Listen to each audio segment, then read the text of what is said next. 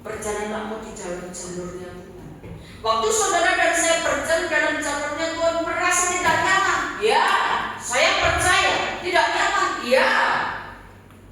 Waktu saudara menghadapi masalah proses tidak enak, ya, saya mengalami. Protes, ya, pada waktu itu. Tetapi waktu kita melangkah dengan iman percaya, pertama duka cita. Tetapi waktu saudara sudah keluar dari zona yang tidak nyaman itu, saudara berada di tempat posisi yang sudah Tuhan tetapkan. Saudara mengatakan, ternyata Tuhan itu baik. Saya pernah hampir bunuh diri, saudara, karena masalah ini. Saya berdua naik mobil, saya ngomong sama adik saya, tak tabrakan tronton di depan itu aja, terus mati kita.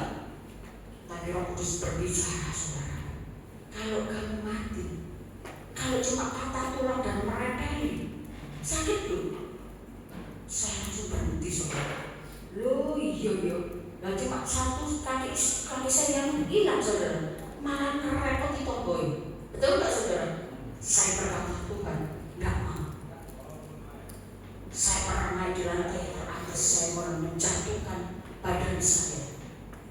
Roh Kudus berdiri mengatakan, kalau kamu mati, kalau dasmu tak sembilan, saya tidak jadi, saudara. Saya tertekan, saya kehilangan akal sehat saya, menderita rasanya proses itu, saudara. Saya nangis sampai keluar air mata, tidak, saudara. Saya nangis sejadi-jadinya. Saya ngomong, Tuhan, tolong, Tuhan, apakah Kau nggak mengasihi aku? Bahkan suatu saat saya berdiri, saya mengatakan, Tuhan, di manakah Engkau? Roh Kudus menjawab, aku di hati. Nangis, saudara. Dan di situ perlahan pertobatan terjadi. Saya mohon tersyukur bagi Tuhan. Dan dia mengatakan di dalam Roma 8:28, itu firman yang diberikan Tuhan pada saat saya tersentuh di kakinya. Dan sampai hari ini firman tetap ada dalam pikiran dan hidup saya. Karena Tuhan cinta ternyata kepada saya. Perlahan Tuhan pulihkan saya. Perlahan Tuhan angkat saya. Saya berdoa, selesai berdoa bukan masalah selesai, saudara. Tidak instan, saudara. Perlu proses. Supaya saudara dan saya tidak disebut anak gampangan. Kalau saudara diberkati, saudara lupa dengan Tuhan. Tuhan tidak suka itu, saudara. Dari situ saya belajar, saudara. Saya belajar terus dan belajar. Tuhan, jadilah seperti yang Engkau mau. Jadilah seperti kehendak-Mu. Dan saya mulai percaya hari itu ada kemenangan yang luar biasa. Dan kenapa proses itu harus ada? Untuk menjadikan kita tahan uji, saudara. Amin. Kita baca dalam Roma 8 ayat 3 sampai 4, saudara. Sampai jam berapa saya kasih? Sampai jam berapa saya? Jam 9. Ini sudah setengah 9, saudara. Kita cepat aja ya. Setengah 9. Roma 5 ayat 3. Demikian firman Tuhan. Dan bukan hanya itu saja, kita malah bermegah juga dalam kesengsaraan kita. Karena kita tahu bahwa kesengsaraan itu menimbulkan ketekunan, dan ketekunan menimbulkan tahan uji, dan tahan uji menimbulkan pengharapan, saudara. Makanya kita harus tahan uji. Tidak gampang marah. Tetapi maksudnya Tuhan, waktu engkau memasuki proses yang diizinkan Tuhan, engkau harus tahan uji. Jangan takut sekitar meninggalkan. Pada saat saya menjadi orang yang sukses, semua orang datang. Karena ada gula, ada semut, saudara. Itu saya alami. Tapi waktu saya masih proses ini, saudara, tidak enak. Semua orang di sekitar saya meninggalkan saya. Orang yang saya anggap saudara meninggalkan saya, saudara. Tetapi Tuhan mengatakan, nah, tetap bertahan. Tetap bertahan.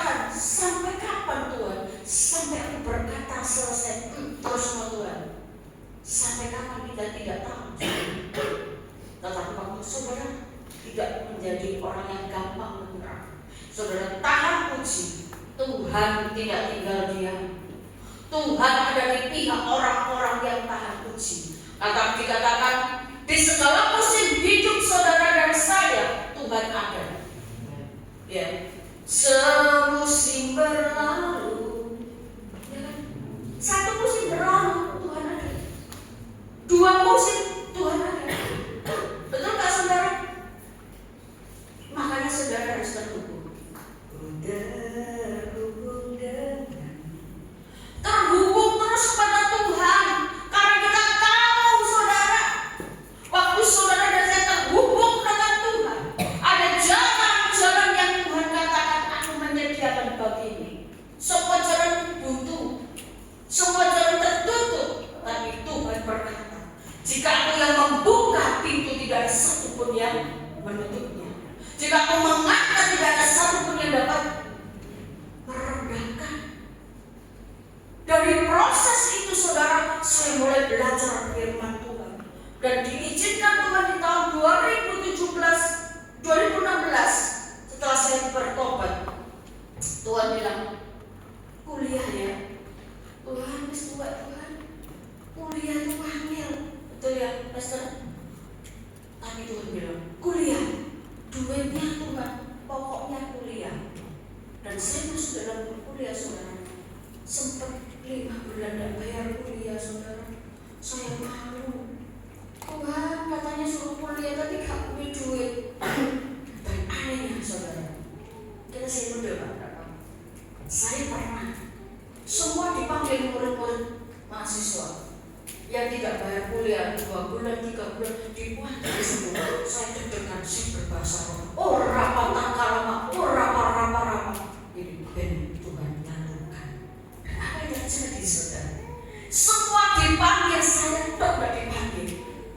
Gak enak saudara. Saya bingung. Saya tanya teman, Bu Evi, gak bayar berapa bulan? Gak, lunas semua. 5 bulan gak bayar. Loh kok gak dipanggil? Saya manggil diri saya sendiri, saya maju sama bagian keuangan. Saya kok gak dipanggil? Saya berbayar 5 bulan. Tapi di sini ada seperti itu. Oh dahsyat saudara, tepuk tangan saudara. Ini calon pendeta di sini saudara. Saya tidak bayar 5 bulan, tapi saya ngomong, Tuhan please dong Tuhan, tolong Tuhan, bayar uang kuliah saudara. Tuhan, benar saudara, waktu saya berseru-seru, Tuhan berkati saya dengan pas. Dapur susu saya bayar, tak bayar KB. Loh itu kan bisa bayar. Iya bisa bayar, coba pendek. Dan saya gak manggil kok Bu. Ya, itu kuasa Tuhan. Proses itu saya masuki tanpa protes. Tuhan selalu tolong saya. Amin.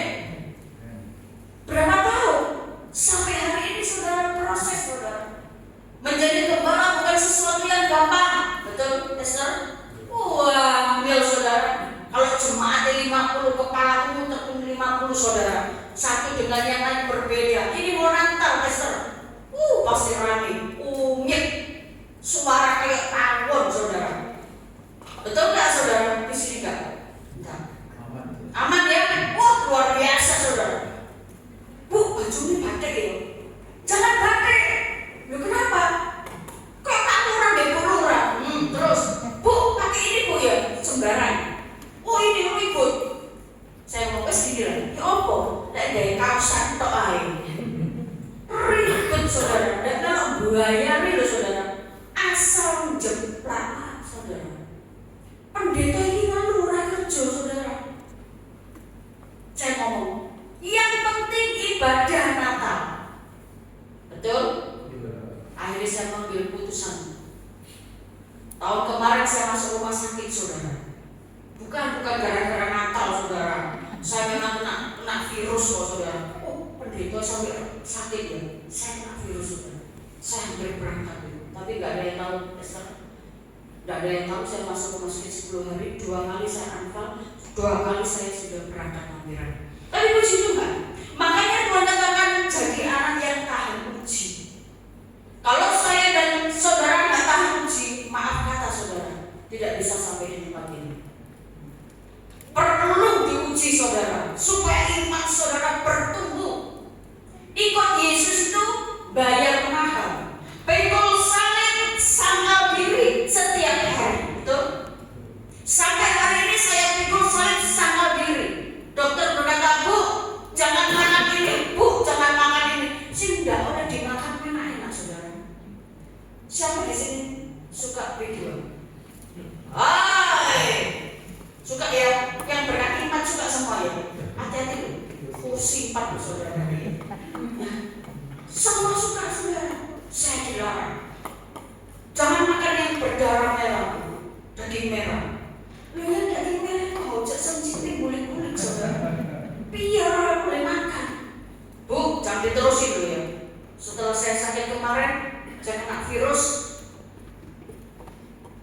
Saya ginjalnya bermasalah, saudara.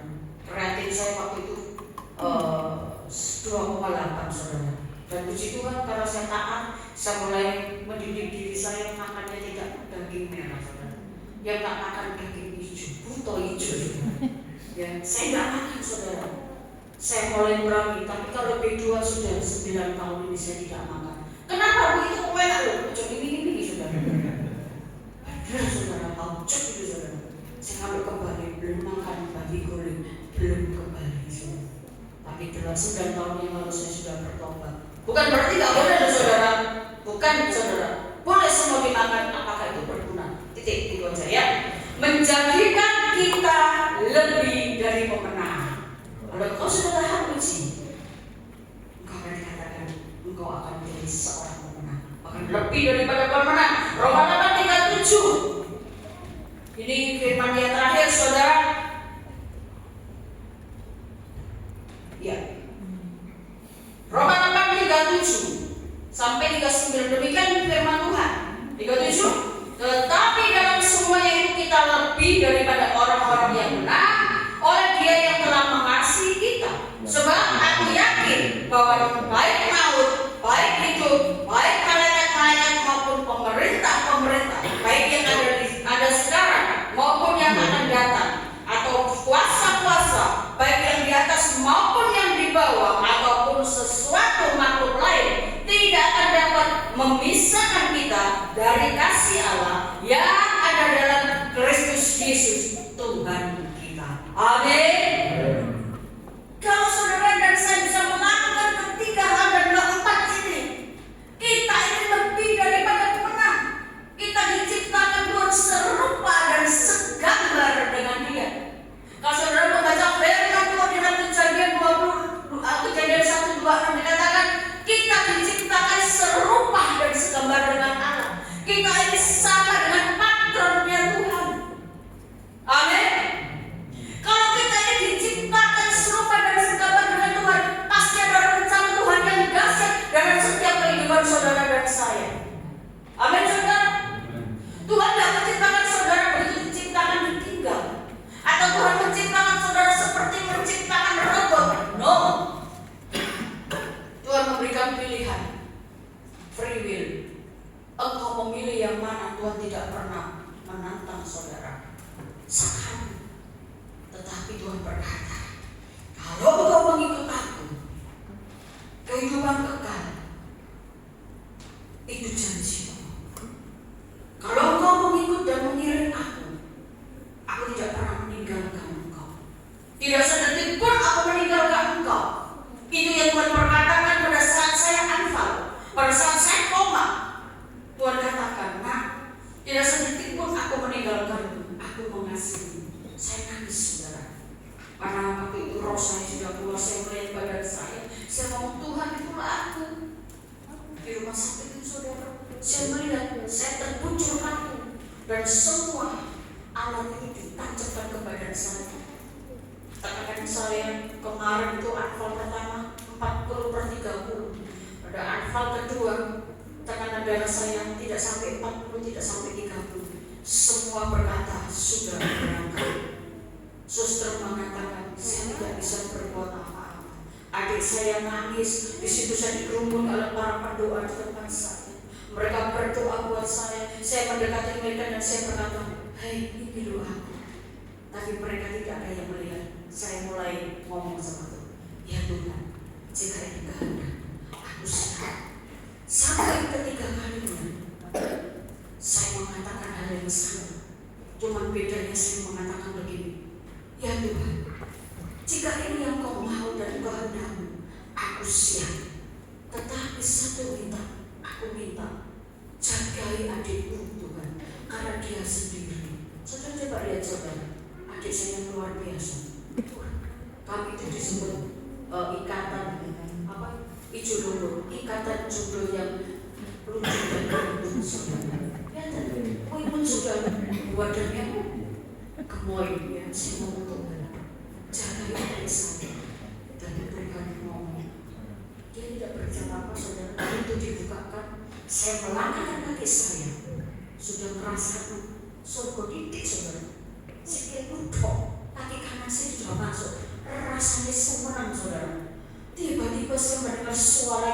biasa. Bu Evi kembali. Bu Evi kembali, Tuhan kembalikan Bu Evi. Kami belum siap melanjutkan Philadelphia. Kok kenceng banget saya mulai saudara. Tak tahu lagi siapa sih. Ternyata pendoa saya. Dia berteriak persis di telinga kanan saya. Saya begitu mulai. Apa yang terjadi saudara? Tangan Tuhan yang penuh kasih dan lembut. Dia taruh di dada saya dan berkata, balik saudara, balik saudara, ngicipi dok surga. Tapi Tuhan berkata, aku memberikan kau, ada banyak tugas buat saya saudara. Jika kau selesai, aku akan panggil, aku akan jemput kau pulang ke surga. Dari tugas saya banyak saudara. Saya ada janji dengan Tuhan. Saya sudah melakukan, ada beberapa tugas sudah saya lakukan, dan ada beberapa tugas yang masih hampir saya selesaikan. Nanti